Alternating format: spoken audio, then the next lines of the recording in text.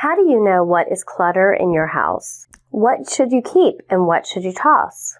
In this video, I'm sharing with you 2 simple questions to ask yourself before you start decluttering and organizing your house. If you do this the right way, you can save time because you'll be able to eliminate whole categories of clutter from your home and also figure out what exactly merits your time to get super organized. Hi, I'm professional organizer Katherine and I help you live a life with less clutter so you have space for the things in your home that truly matter.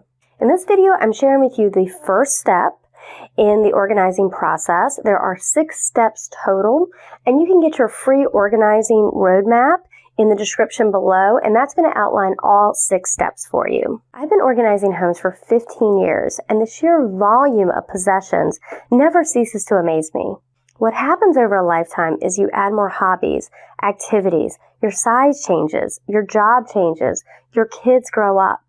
All of this leaves a footprint in your space, sometimes to the extreme that you don't feel like you even have space in your own home to live. The past is pushing out the present. When I tell people about my business, I say that I reduce clutter to make space for things that truly matter. And I use that phrase truly matter because what's important to me in my space is going to be very different than what's important to you in your home.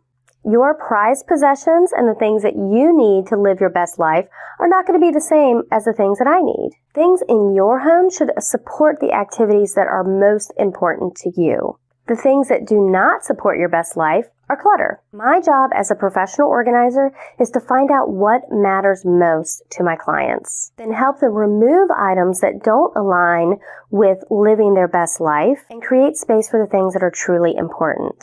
I have lots of conversations with my clients to figure out that information, but you can do the same thing at home by filling in the blank for these 2 questions.